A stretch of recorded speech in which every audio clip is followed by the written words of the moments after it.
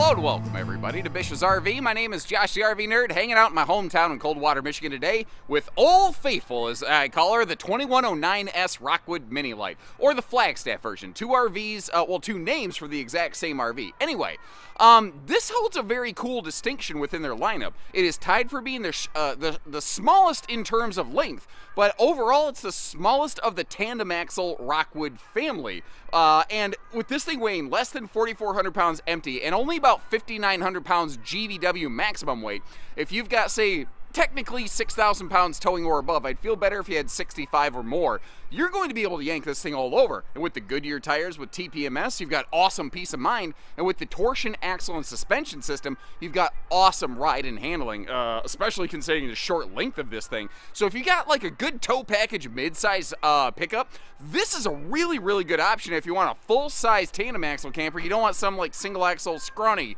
little thing, you know. We've got improved solar for this year, improved air conditioning. I'm curious to know, what do you think about the updates on the exterior graphics package? It's all grayscale and kind of monotone now. I sort of miss the pop of orange color that they had last year, but I know that that wasn't exactly everyone's preference. You know, do you like or dislike the touch-up on the exterior? Let me know. These are a double Asdel product, and Rockwoods have actually picked up a little bit of weight.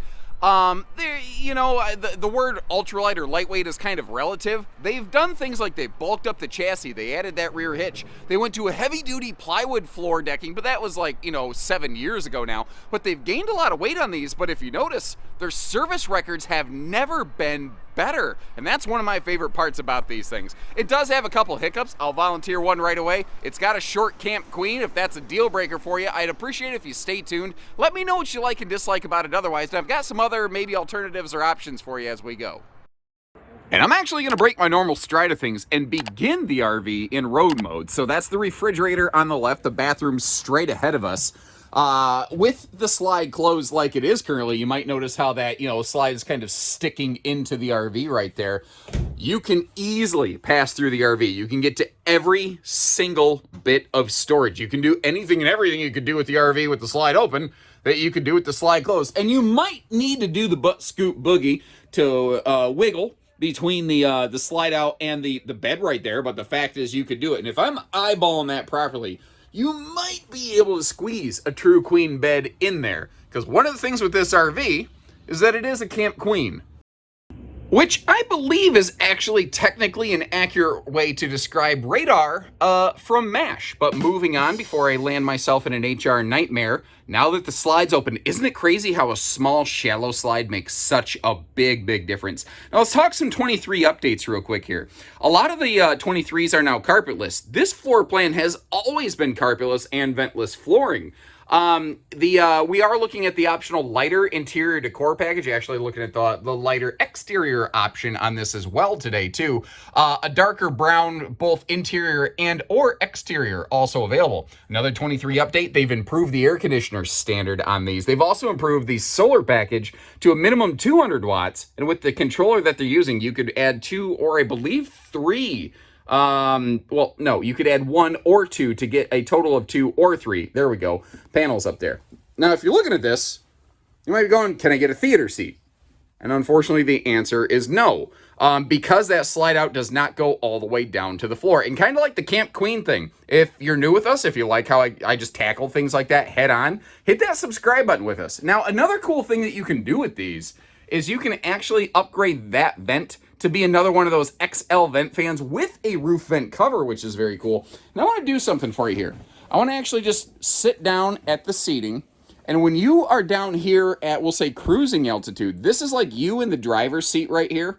Notice how suddenly all the windows make a lot of sense, and suddenly this RV has awesome views and visibility when you're over here. Now, as we were scanning through, you may have noticed a couple other details, like a larger 22-inch oven, not the little 16-inch Easy Bake oven. That's Nerdism number 37. Another viewer submission, by the way. You may have noticed these are solid surface countertops, which is great. And you may have noticed the TV's at a little bit of a neck crank situation. The good news is that TV can pivot around for some easier viewing.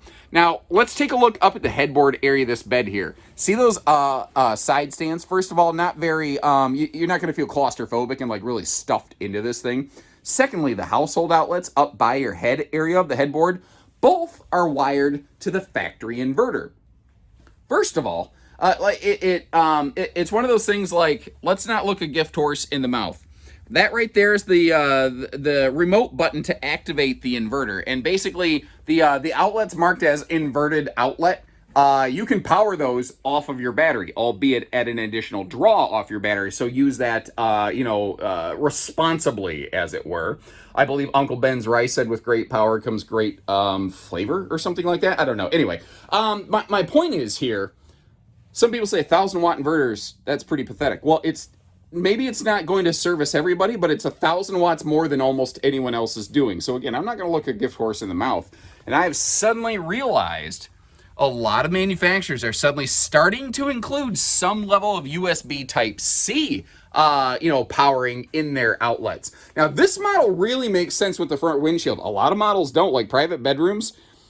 For the most part, the windshield is eye candy, but it's functionally wasted. This one, not so much right here. Now, they've updated their television. They've actually updated several pieces of their technology for this year. That is now all 12 volt. So again, if you do stop somewhere, like doing a little, parking lot stayover or something like that, you can enjoy your favorite, forms of entertainment, whatever works for you.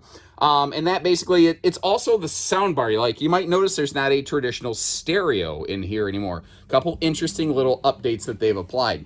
Those outlets over there beside the sofa, also inverter ready. And notice how they include these kind of sofa style armrests with the cup holders actually mounted on the face of the slide. And that is what I call Rockwood doing Rockwood things. They always find a way to do the Emerald Lagasse. They're gonna kick it up a notch. Or I think that wasn't that his tagline. I kind of started watching the Food Network, I think, after his run was mostly done. Notice the little auto detect sticker over there on the converter panel, and starting to pop a look here at all the storage. Now, by default, you've got a 12 volt DC compressor fridge on this, but you have solar standard. No matter which fridge you get, you can swaption to an 8 cubic foot gas electric. That pantry by the door, you may have noticed a adjustable, removable shelf that I popped out of there. You can use that as an extra closet space if need be. The TV can pivot around. You've got a nice countertop extension. I would throw a wastebasket under that countertop extension. I don't even think you need to fold the countertop extension down. The only reason it does is if you want to be able to kind of slide more easily between the countertop and the bed space right here. You've got privacy curtains, and notice how there was a light directly behind that curtain. And yeah, you could tell that the light was on, but notice you couldn't really see through it. They're using a curtain that's at least decent enough where you're not essentially putting on a silhouette-free show for whatever guest might be over here if you choose to utilize the hide-a-bed. Whether that's going to be for kids, big dogs, unruly husbands, I don't know. I'll leave that up to you. And obviously, you've got that portable surfboard with the ironing board legs there that you can use as a portable picnic table whenever you need it. Now, up top in the slide, there are some storage cabinets. They are not like strutted. They don't hold themselves open. It's one of the only little things that it's like one of my only nitpicks on this RV where I'm like, you could have, like, all the good stuff you did. Apparently this year, that's my thing. Like last year, I was just harping about the shades in the entry doors, and now more manufacturers are doing that. I've been harping about outside speakers, and more manufacturers are going away from them. Maybe this year, if we all kind of pool our efforts together, we can get more manufacturers to stop the auto-closing overhead cabinet door trend and give us something where you don't need to use your head to hold this stupid thing open all the time. What do you think about that? Now, the bathroom in this one might be a quick deal breaker for some folks. First of all, let's talk about, let's just talk about the good with the bad as we come to them. I have a very free-flow, open process here. Great travel access, like we saw. Porcelain foot flush. It is somewhat tight for someone of my size. If you are a larger person, a person of big stature, it may be a little bit problematic for you. Now, what is nice is right behind that, you see that we've got this kind of storage linen cabinet built right in there. That is very, very useful. I don't ever believe there's really anything as too much storage.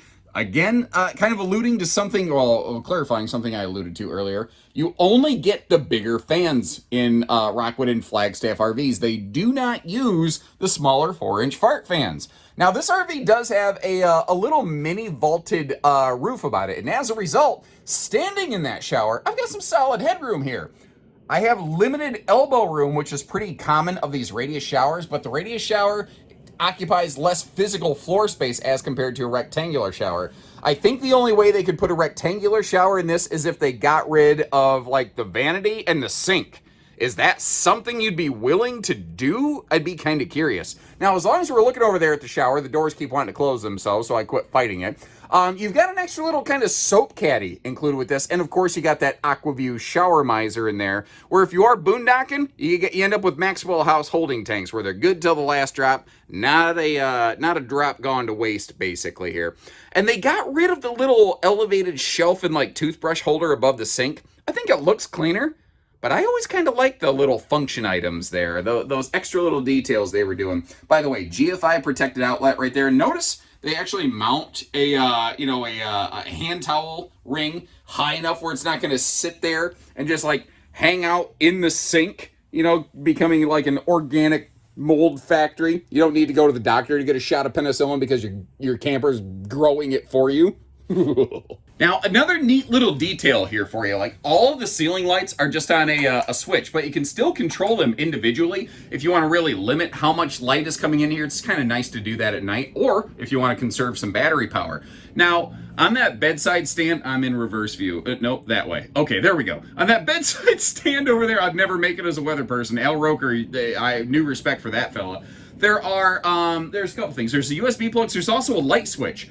That will specifically control the lights just above the bed. But what's cool is you can actually light the whole thing up either from your phone if you Bluetooth to it, or right over here on the updated command panel. Your bedroom lights, let me see if I can give you just a little bit of a peek at it right there. You can click on and off from right here, and the rest of your ceiling lights. This is basically the same thing Cherokee's been doing, but notice how it's lit up right now. One of the cool things about this panel is it's got a little motion sensor. So you can keep all the lights off inside the RV when you're outside of the RV, so you don't get a big cloud of bugs growing up by the door. That way, nothing like, get an extra shot of protein you get to chew with the little buggy legs every time you walk in and out of your RV, or you're not letting mosquitoes in your camper or whatever. That will light up when you walk in. You can see what you're doing. You can turn on the lights when you need. And, they can bug out the bugs. Dang it! And as we get rolling here, let's kick things off outside by talking towing. We kind of touched on this a little bit when the video began, but with the short length of this and the reasonably managed weight, I think that this is a great qualification for not just half-ton towability, but again, a mid-size tow package pickup. Now, I wouldn't want to really haul anything bigger than this with a mid-size tow package pickup.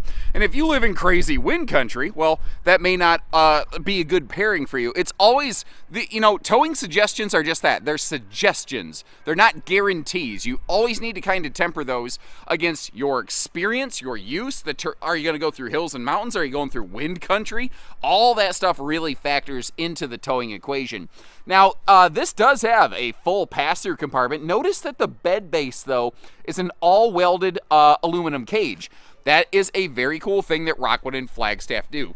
Anything they build in-house that's going to be load-bearing, like the entire skeleton of the RV is aluminum, although the floor is not laminated. It's a 5/8 tongue-and-groove plywood flooring deck, so you don't develop soft spots over time.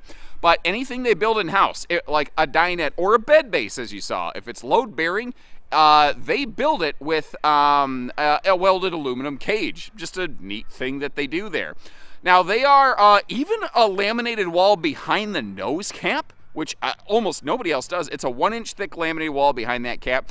They have a radiant barrier layer going down the nose and under the belly. They also have enclosed and, underbelly as a result.